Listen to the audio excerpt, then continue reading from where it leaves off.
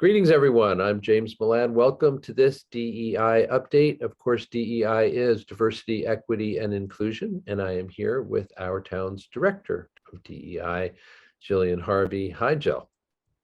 Hi, James. Thanks for having me. Thank you. As always, I tend to say this to a number of town officials because it's a busy town hall that we have here, but, you are certainly ever a candidate for fullest plate at town hall. No change this month either, or at this time. So much to talk about. We'll get to talking a little bit about events that just happened in April. It was a busy month, of course, and then we'll talk about what's coming up as well. But let's start with just talking about what's going on in the DEI department of one and hopefully more than one soon. But just what are the updates from within your department? Yeah, so there's definitely a lot going on, but I am super excited to say that the Community Equity Audit is going to be starting soon. So our review team selected a group out of DC that is going to be working with the town over probably the next year. I think that's what our timeline is to conduct the audit. So we'll be getting that started in the next couple of weeks. So that's just really exciting because I feel like it's finally happening. Yeah, can you just remind people like what the scope of that will be and purpose? So the audit, the purpose really is to be able to help us map out our strategic plan in terms of equity. So really looking at barriers of access within the department, within the town, also looking at language access, and then really the community, I'd say, feel and perception of what we are doing and what we're not doing and how we're meeting community needs. So that audit will kind of look at all of that and go hand in hand as well with the equity audit that's happening in the school district. So that's going to be starting, and I'm sure I'll have an update next month for you on how folks can get involved with that. Additionally, with the DEI division, we're in the process of reviewing applicants for the 2 positions that will be added to the division. So it'll be a community outreach and engagement coordinator and a ADA coordinator. So those are underway. So again, things are changing in the next couple months. Hopefully we'll have some new faces. And yeah, I think just in terms of division as well, I'd say last week, maybe the week before, I was really excited to be able to host the Mass DEI Coalition, which is a group that I co-founded almost a year and a half ago now. We had our first in-person retreat, and I was able to host it at the new community center. Wonderful. And yeah, it was just a great opportunity for folks to be able to meet in person, and we brainstormed some things. But the coalition is made up of DEI practitioners in municipalities around the state. So yeah, so it's I was wondering, it's across the whole state, not just this region. Yep, across the state. Continuously always adding folks as these positions become new, or they are new. So just having folks join us so that they can share experiences and their expertise in the DEI arena. I also sorry, I know you have more to talk about, but just a word on that, because we've spoken about it before, and you've spoken quite eloquently about the value of these kinds of get-togethers for all of you working in the DEI space, and how it's not just good for kind of morale and support and sharing ideas and brainstorming, but also just that sense that it is a growing community. And so therefore, again, it must be encouraging. Of course, you as one of the founders, it must be particularly encouraging just to see that the numbers are going to be, are already expanding and going to continue to do so. Yeah, and it's really exciting too, because we actually, so we've been working with MAPC for the last year, and we completed, I guess, our first project, which is a DEI municipal guide. So I'm hoping in the next month that it will be available for the public. But it's really a guide that a handful of us, like a subgroup in the coalition, worked with a few members from MAPC to craft. And it's really a guide for municipalities to be able to look at their situation, because each community is different, and really work through the different steps and strategies and approaches of either establishing a role or a department, or if a committee is appropriate, because throwing a person in a position isn't going to solve problems. But what would you know about that? But making sure you also have buy-in. I will say I'm extremely lucky and happy to work for the town where I have, our officials and our leadership really investing in equity work, because some places don't have that, and they do hire someone to come in and fix it and give them no support. And that's just it's not fair and it's not realistic. So the guide really lays out, some concrete actionable steps for municipalities. So I'm really excited that that will be available. And once it is, don't worry, I'll send it to you. Great. And let's just remind people very quickly, MAPC stands for Metropolitan Area Planning Commission. Is that right? Council. Almost had it right. So, right. So basically kind of leadership from municipalities all across the state are kind of represented in this group, and therefore the fact that you're providing guide in conjunction with them clearly means that there's a good chance that this works its way into many communities throughout the state. That's great. Yeah, that's the hope. Excellent. So I interrupted you. Sorry about that. I'm not sure if you had been able to finish talking about the different updates. What else was there?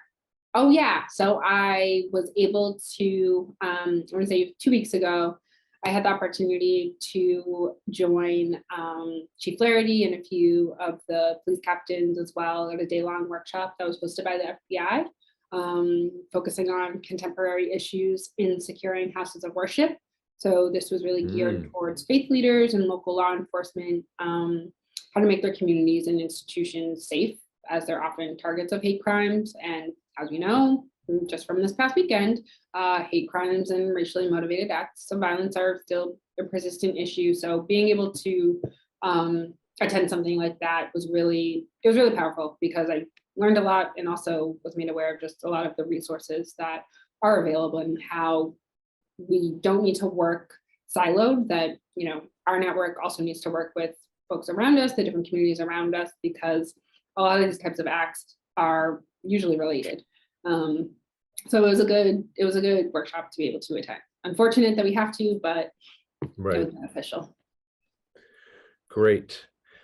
So let's talk a little bit about April just passed. We're speaking in mid-May, but I know that April was particularly active month for the various committees that you work with. So just bring us up to date with how things went. Yeah, April, I can't believe it's already mid-May. So April, we had the 3 commissions that I work with, Rainbow Commission, Disability Commission, and Human Rights, all co-hosted a program for Autism Acceptance Month. So that was, I think it was on April 12th, but it was intersections of LGBTQIA+ identity and neurodiversity. So it was a featured conversation with Lyric Homans, and it explored intersectionality of neurodivergent and LGBTQIA+ identities, and learning how to support people who identify as neurodivergent and LGBTQIA, but also sometimes when it's combined. So it was a wonderful event. I know I certainly learned a lot and really had to also be an ally and support, which was great. So that was one of the things that happened. Also throughout the month of April, the town participated again in YW Boston Stand Against Racism Month. So throughout the month, I held 4 different virtual sessions for town and school employees to attend, and they all focused on just varying aspects of race and equity, and really just spreading awareness about racism. I also had a few staff members and a few members of the Human Rights Commission, in addition to the school's DEI director, help co-facilitate those sessions with me. For me, which was really great, because that peer-to-peer learning was also, I think it makes a difference, rather than people always hearing from me, hearing from your colleagues. But the sessions were, I had fun doing them, and just getting to talk with people across all departments that you normally don't get to always interact with. But the sessions touched upon understanding bias and microaggressions, why representation in media and communications matters. And then what else did we do? We discussed racial identity and exploring our own racial identities, and then also the racial, what we call reawakening of 2020, and where we are now in comparison to 2 years ago. But the programming throughout the month was just really meant to continue normalizing talking about race. And I was pleased with how it all went. I had positive feedback from those who participated, so really looking to do it again and do some more. Good. Yeah. I mean, you really have expended a lot of energy since you took this position, just making these opportunities available for people throughout town's infrastructure. And I really do hope that you feel like some progress is being made. And I'm sure that those who have attended such things are walking away with something to show for it, no doubt. Anything else about April? No, I think that does that wrap things up? I think that's it. Okay, good. Yes. Anybody who did something significant in April that we forgot to mention, you'll forgive us. Let's look to the future instead. So what, it seems an unnecessary question in some way, but I imagine there's stuff on the DEI calendar coming up. What have you got for us? Yeah, so there's actually a lot going on with our Disability Commission. This past weekend, actually on Saturday, the 14th, they co-hosted with True Story Theater a performance centered on stories of youth with disabilities. So they'll be doing a few more programs with them as well. The next one is actually this week on Wednesday. The commission has their monthly meeting on Wednesday, May 18th, but the second half of the meeting will be an active bystander training. So it's open to the public. Feel free, if anyone wants to join, just go on the town website, go on the calendar invite, and you'll get the registration. It'll be on Zoom, but that will be an active bystander training to really help provide folks with some of the skills and tools needed to interrupt, behaviors or situations that aren't safe or kind. And Jill, do you know whether that, because the event we're talking about is shortly after you and I are speaking today, and there may not be much notice of it. Do you know if that Zoom recording will be available for people to access? So it won't, just because of the nature of the training. Fair enough. Examples that will be used. It won't be recorded, but I do know that the True Story Theater does offer this training in different spaces. So anyone also wanted to have one hosted, they could certainly partner with them to do that. But yeah, it won't be recorded, unfortunately. Good point. Thank you. Yeah. Sorry for the interruption. Oh, no worries. I think the other thing for the commission was just looking ahead to next month. Their June meeting will also be the first hour. There'll be a presentation about emergency preparedness. So that too is something that is going to be open to the public. It'll be virtual as well. Just those meetings will remain virtual for right now. But we will have someone from the Mass Office of Disability providing that training for the first hour. So Disability Commission's doing a lot. I also know this month for May, the Diversity Task Group in the Robbins Library have their social justice book club discussion on May 24th. The book they're reading is called On Juneteenth by Annette Gordon-Reed. So if folks are interested, feel free to reach out to DTG or the Robbins Library, because that'll be happening. I think that's next week. And yeah, and then June is about to be here. It's right around the corner. So the Rainbow Commission is going to be kicking off their Pride celebration. So this year, the commission will be painting not one, but 3 sets of crosswalks in town over the course of the first week in June. So painting of the crosswalks, there'll be rainbow colors. It's typically taking place at the the intersection of Mystic and Pleasant and Mass Ave, right in Arlington Center. So that one will be happening as well. But in addition to that, in the Heights at Park and Mass Ave, that will be painted, and then also in East Arlington at Lake Street and Mass Ave. So if folks are interested, certainly reach out to the Rainbow Commission or to me. I can make that connection if you're looking to volunteer or help out. And then Sunday, June 12th, from 2 to 5, the commission will be hosting their Pride celebration. That'll be in the Town Hall Gardens. If it rains, it'll be in the auditorium, hoping for no rain. But the commission will be giving out some swag. There'll be music, just a celebration. I also heard there's going to be karaoke. So want to get your pipes moving, you should stop on by. And keep an eye out for the Pride banners. They'll be going up by June 1st. So they'll be up all month as well along Mass Ave in the center of town. That's great. And those 3 crosswalks that you mentioned, that they're going to be expanding the rainbow theme to, exactly the 3 that I would have picked if I could, because those are arguably the 3 main intersections, certainly the main intersections in the respective different parts of Arlington that we often refer to: East Arlington, Arlington Center, and the Heights. So great great news to hear that. And sure, let us all pray for no rain on that day. Absolutely. Yeah.